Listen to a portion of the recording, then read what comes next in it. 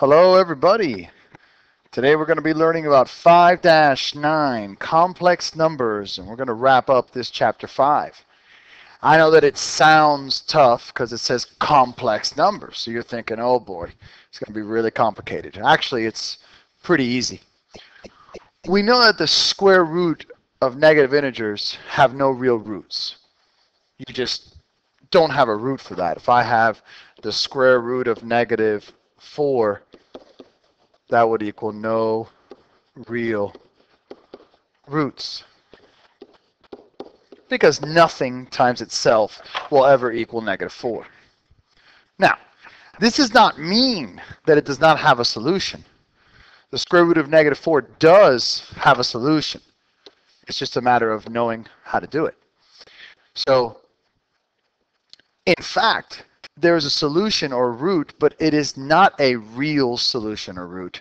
Rather, it is an imaginary solution or root. So what is an imaginary number or unit? Well, we're going to look at I. I is an imaginary unit or number. And I represents the square root of negative 1. The square root of negative 1. So back to our original example here, even though the square root of negative 4 has no real roots, it will equal 2i. And we're going to figure out how to find that answer now in a few minutes. Now, I is called an imaginary unit. And numbers in the form of 3i or negative 5i or I itself are all called pure imaginary numbers. Even if I have an I times the square root of 3, that's still a pure imaginary number because it's the product of a number and the imaginary unit I. So products of I and any real number are called pure imaginary numbers. Now, how do we simplify these? Okay, it's very simple. Very similar as well to solving, or rather simplifying, regular square roots. Look at square root of negative 18. Okay, let's just get rid of the negative immediately. Can't we break this up into the square root of negative 1 times the square root of 18? Well, the square root of negative 1 is already equal to I, so you got your I. Now, square root of 18 is broken up to the square root of 9 times the square root of 2. And we know, of course, the square root of 9 is equal to 3.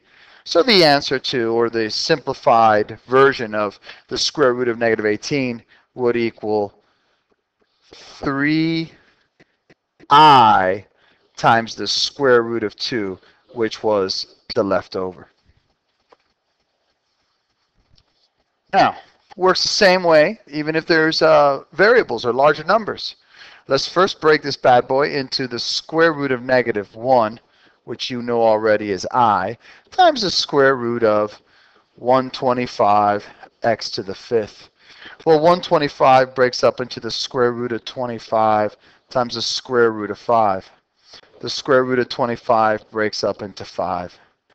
And, of course, x to the 5th, well, 2 goes into 5 2 whole times with 1 left over. So the answer to this bad boy is going to be 5x squared I times radical 5, which is the leftover. Now, how did I get that x squared again? Remember, I have the square root of x to the 5th. There's an invisible 2 here. So 2 goes into 5 2 whole times, so I got x squared, and I have 1x left over. So actually, this should be 5x down here. Sorry about that, folks. Okay? So, let us continue. Let's try to simplify these bad boys. Now, in this particular case, they're multiplying here. Now, you may not know what to do, but think about the I as a regular variable. What would you do when you multiply the same base? Well, when you multiply the same base, you keep the base and add the exponents. Okay? So we have negative 2i times 7i is going to equal negative 14i squared. Now, what is this I squared nonsense? Well, let's think about it. If I equals the square root of negative 1, well, what would I squared equal? Well, if I square both sides, we already know that the power of 2 will cancel out the radical 2, so I squared equals negative 1. So knowing that fact, this is going to equal negative 14 times negative 1, which equals a positive 14. All right, now let's look at the square root of negative 10 times the square root of negative 15. First thing I would do is first pull out the negative 1 from both of these. So the square root of negative 1 times the square root of 10, and I got the square root of negative 1 times the square root of 15. And we know that square root of negative 1 is I, and the square root of negative 1 is I. So now let's multiply these together. I times I is I squared times the square root of 150. And 150 can be broken down into the square root of 25 times the square root of 6. So in the end here, I'm going to have I squared, square root of 25 is 5, so times 5 times the square root of 6. We know that I squared equals negative 1, so my answer here would be negative 5 square root of 6.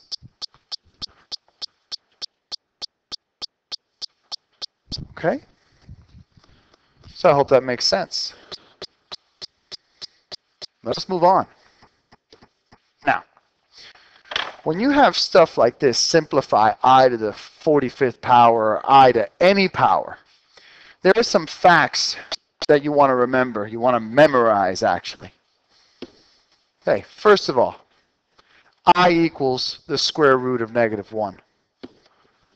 I squared equals negative 1.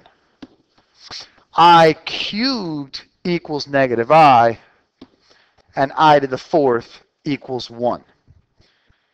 So if you really analyze this, every 4th root of I goes back to 1. Every 4th root of I goes back to 1. Okay? Every 4th root of I turns into 1. It's a cycle. So let's see how I could break this I to the 45th down. I have a very special trick, okay, it's not found in the book. In fact, the book uses a much more complicated method. So I would definitely pay attention to this. Take the exponent, 45, divided by 4. We know that 4 goes into 45 11 times. So that means there were 11 cycles of I to the 4th. There were 11 cycles of I to the 4th. And since every I to the 4th equals 1, that means that the value is still 1, okay? There's 11 cycles of 1. So 11 times 40 times 4 is 44, and you have 1 left over. Use this 1 as the exponent that you will attach to I. So this is going to be I to the 1st power, which equals I. Now, it works always this way. Let me give you a couple extra examples. What if I tell you simplify I to the 13th? Okay. Take 13 divided by 4. Okay. 13 divided by 4, that goes in 3 whole times with 1 left over, 1 remainder. So again, this is I to the 1st power, which equals I, and you're done. What if I tell you I to the let's see, 23rd. Well, okay. Take 23, the exponent, divided by 4. That goes in 5 times, and I have a remainder of 3. That remainder is the exponent you're going to attach to I. So I have I, not t, but I cubed, which equals negative I. And that would be your answer. So always divide the exponent by 4. And the remainder is what you're going to use or attach to the I. And you figure it out from there. The remainder will always be either 1, 2, 3, or 4. It just works out that way always. Okay, good stuff. Now let us continue. I've got 3x squared plus 48 equals 0. And they want you to solve for x. Well, okay, let's do this. I've got negative 48. So 3x squared equals negative 48 divided by 3 divided by 3. And x squared equals negative 16. Take the square root of both sides, because remember that the square root cancels out the power of 2. And x in this case, normally, this would be no solution, okay? Because the square root of negative 16 does not exist in the real number world. But now that we know complex numbers, guess what? X equals plus or minus, because remember there's always a plus or minus for a square root, and we're dealing with an equation, 4i. How did I get the plus or minus 4i? Well, the negative 1,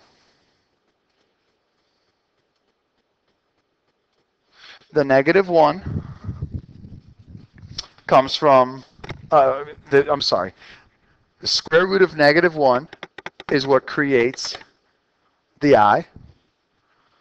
And, of course, the square root of 16 is 4. So I have x equals plus or minus 4i. Now, we've been dealing so far with pure imaginary numbers. But imaginary numbers can also be written as complex numbers, which is any number that can be written in the form of a plus bi, where a and b are real numbers, and I is the imaginary unit. Now, A is called the real part, and B is called the imaginary part. Not BI, but B. And let me show you how beneficial this is. Let's say I were to give you the following example.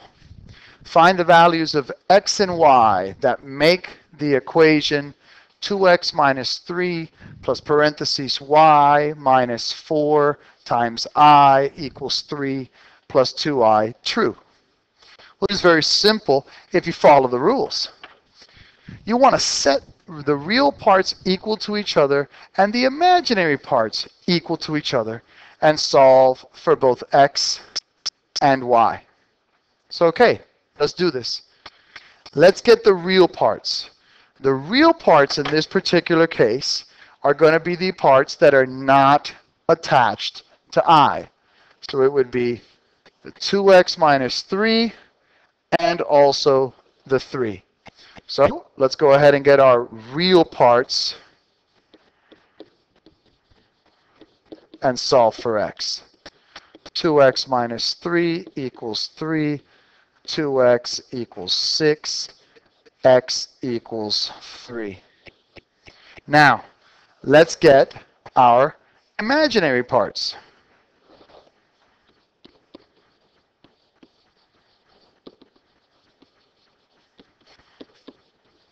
And the imaginary parts are all of the parts that have an I attached to it. So I have y minus 4i equals 2i. And I'm sorry about that, guys. There is no I attached to it. I apologize. I apologize.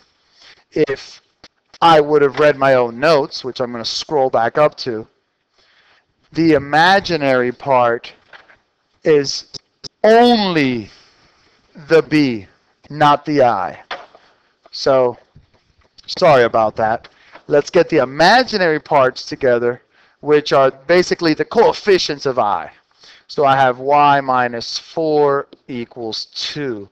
Add 4 to both sides, and y equals 6. So x equals 3, and y equals 6. Bada bing, bada boom, you're done. All right, now hang in there. We're almost done. We're almost done with this lesson. Now, let's see how we can add imaginary numbers or complex numbers. Just remember that you can only add like terms. So in this case, the 6 and the 1 are like terms, and the negative 4i and the 3i are like terms. So let's do this. 6 plus 1 is 7. Negative 4i plus 3i is negative I, and you're done. So add the real parts to the real parts, and add the imaginary parts to the imaginary parts. Same difference if we're subtracting, just like adding or subtracting regular polynomials, you got to distribute the negative. So I have 3 minus 2i minus 5 plus 4i. Well, let's add the like terms. 3 minus 5 is negative 2, and negative 2i plus 4i is going to equal positive 2i, and you're done. So adding and subtracting are really easy. Just add the real parts together, and then add or subtract the complex parts together, or the imaginary parts together. Let's check out multiplication. Same thing as multiplying polynomials. FOIL. 1 times 7 is 7. 1 times negative 5i is negative 5i. 3i times 7 is positive 21i. 3 times negative 5i is negative 15i squared. But remember, I squared equals negative 1. So let's simplify this. This is 7 minus, actually plus 16i, because negative 5i plus 21i is positive 16i, minus 15 times a negative 1, because I squared equals negative 1. So this is 7 plus 16i plus 15, which is going to equal 22 plus 16i. And remember, complex numbers are always in that form. It's the real part plus or minus the imaginary part. And that is how we multiply complex numbers.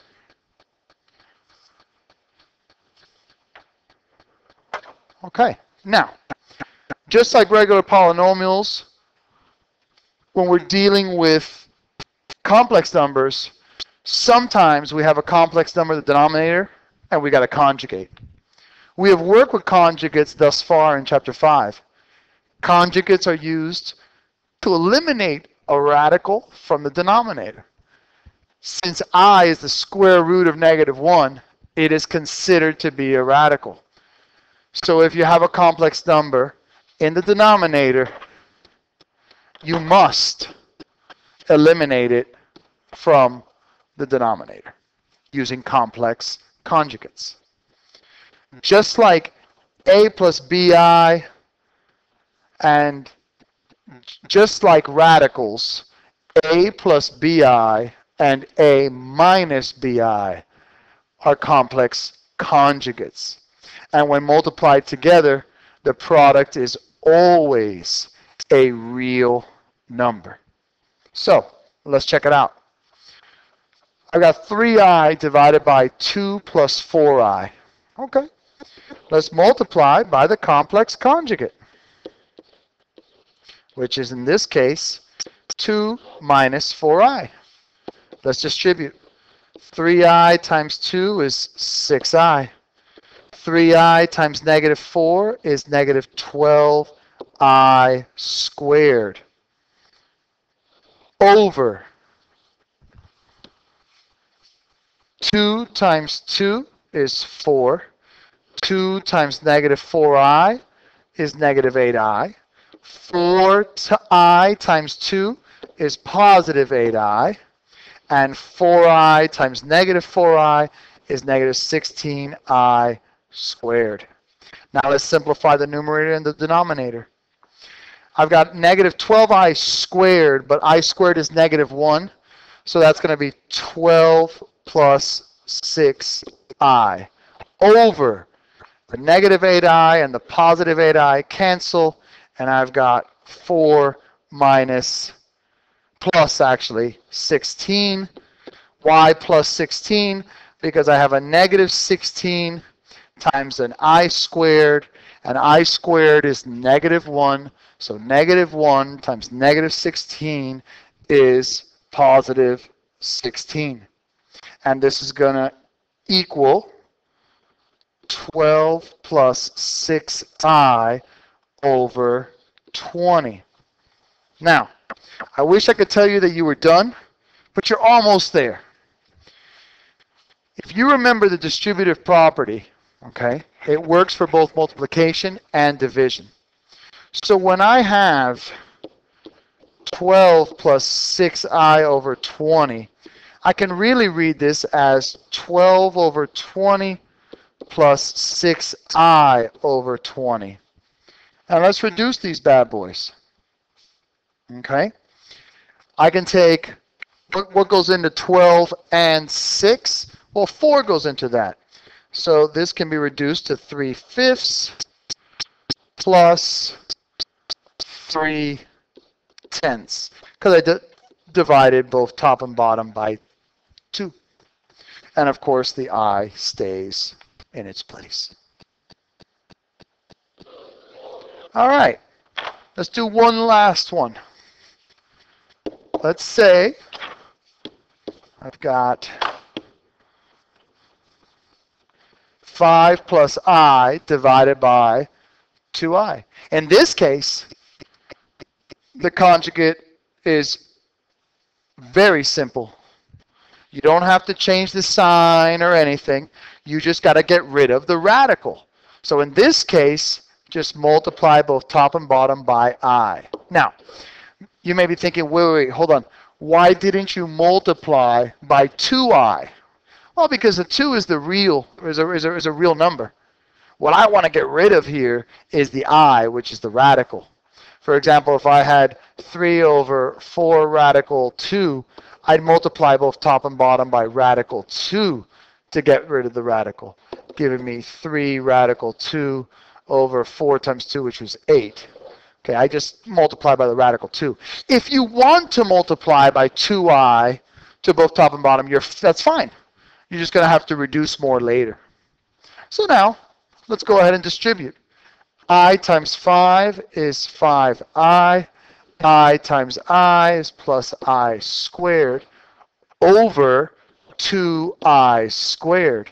Please remember that I squared equals negative 1. So I have negative 1 plus 5i over negative 2. But again, you can simplify. Always simplify. So this really equals negative 1 over negative 2 plus 5i over negative 2. So my final answer is 1/2 minus 5i over 2. I hope you guys have enjoyed this lesson. and I hope you have enjoyed this chapter. We are done. Have a great day. Thanks again. Bye-bye.